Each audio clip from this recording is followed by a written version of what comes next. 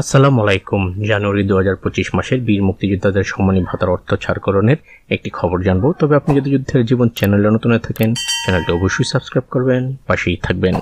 জানুয়ারি 2025 মাসের বীর মুক্তিযোদ্ধাদের সম্মানী ভাতার অর্থ ছাড়করণ করা হয়েছে।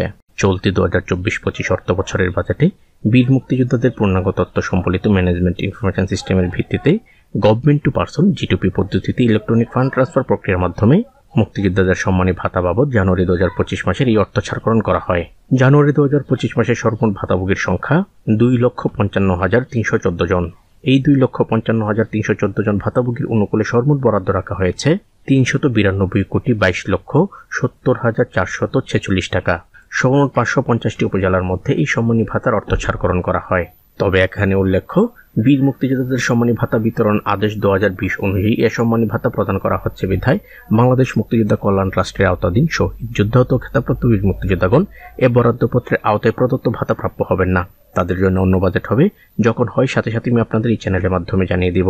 প্রত্যেক জীবিত বীর মুক্তিযোদ্ধা এবং মৃত বীর মুক্তিযোদ্ধা পরিবারের অ্যাকাউন্টের জন্য বরাদ্দ রাখা হয়েছে 20,000 টাকা করে। কয়েকদিনের মধ্যে আপনাদের প্রত্যেক অ্যাকাউন্টে সেই টাকা চলে আসবে এবং যখন আসে সাথে সাথে আমি আপনাদের এই চ্যানেলের মাধ্যমে জানিয়ে দেব।